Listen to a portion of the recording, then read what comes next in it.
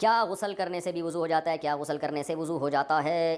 میں نے اس بارے میں کئی باتیں سنی ہیں۔ کوئی کہتا ہے ہو جاتا ہے، کوئی کہتا ہے وضو کی نیت کرنا ضروری ہوتا ہے ورنہ نہیں ہوتا، کوئی کہتا ہے وضو الگ سے کرنا چاہیے، نہانے سے وضو نہیں ہوتا۔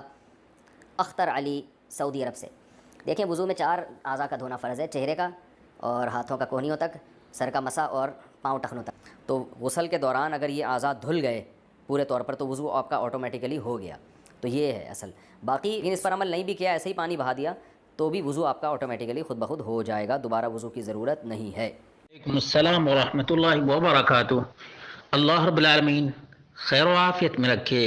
سوال یہ تھا کہ جب میں پہلے دیوبندی تھا تو بتاتے تھے کہ غسل کے 3 فرائض ہیں: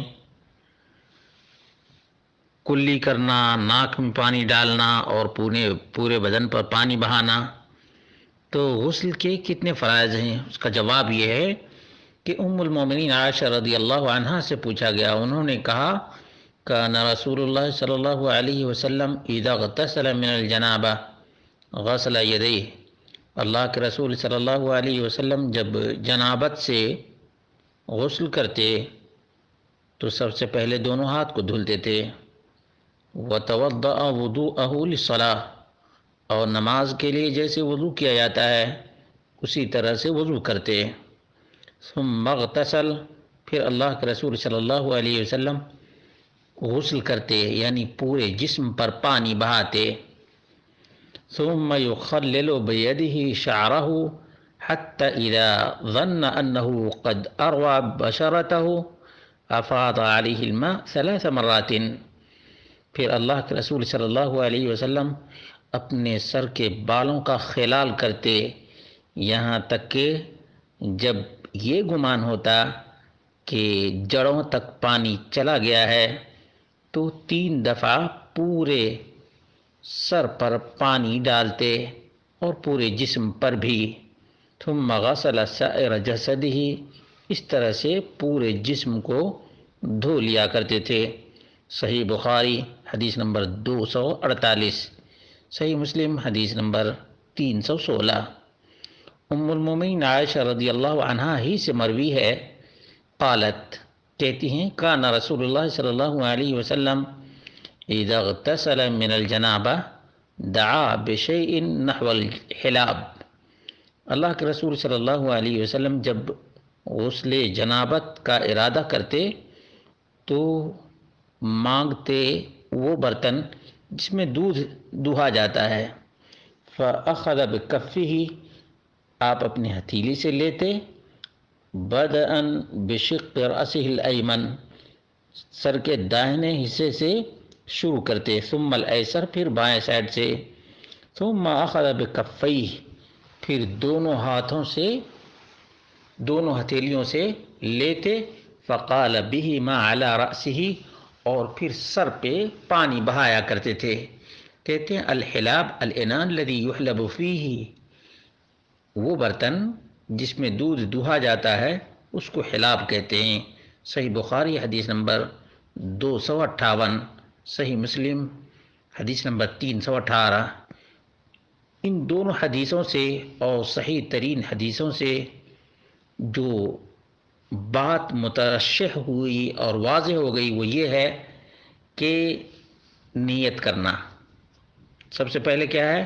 نیت کرنا چاہیے۔ نمبر 2، بسم اللہ کہنا چاہیے، اور 3 دفعہ دونوں ہاتھوں کو دھلنا چاہیے، اور پھر شرمگاہ کو دھلنا چاہیے اگر غسل جنابت ہے تو، اور اس کے بعد جس طرح سے نماز کے لیے وضو کیا جاتا ہے اسی طرح سے وضو کامل کیا جائے۔ ثم يصب الماء على رأسه 3 مرات، سر پر یا پورے جسم پر 3 دفعہ پانی ڈالا جائے تاکہ سر کے بال کے نیچے زمین بھیگ جائے۔ ثم يبدأ بشق بدنه الایمن، پھر داہنے سائڈ سے پانی ڈالنا شروع کرے، پھر بائیں سائڈ سے پانی کے ذریعے سے پورے جسم کو صاف کرے۔ وَيُدَلِّكُ بِيَدَيْهِ لِيَصِلَ الْمَاءُ إِلَى جَمِيعِ أَنْحَاءِ الْجِسْمِ، اور جسم کو ملے دونوں ہاتھوں سے تاکہ پورے جسم پر پانی پہنچ جائے۔ اور بہتر یہ ہے کہ کوئی ایسی چیز استعمال کی جائے جس سے پورا جسم صاف ہو جائے اور سر بھی صاف ہو جائے، تاکہ نظافت اور پاکیزگی میں بہتری ہو۔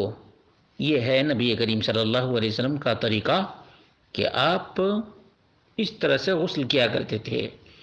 اب یہ کہنا کہ یہ فرض ہے، یہ سنت ہے، یہ واجب ہے، اللہ کے رسول صلی اللہ علیہ وسلم کے بارے میں جب بھی یہ معلوم ہو جائے کہ آپ صلی اللہ علیہ وسلم نے ایسے اور ایسے کیا ہے تو اتنی ہی پر اکتفا کر لینا چاہیے۔ جیسا کہ ام المومنین عائشہ رضی اللہ عنہا سے پوچھا جاتا تو ام المومنین اسی کیفیت میں بتاتی اور تفصیل ذکر کرتی، یہ نہیں بتاتی کہ یہ فرض ہے اور یہ واجب ہے اور یہ سنت ہے، بلکہ اسی ترتیب سے یا اس ڈھنگ سے نبی کریم صلی اللہ علیہ وسلم نے غسل کیا ہے۔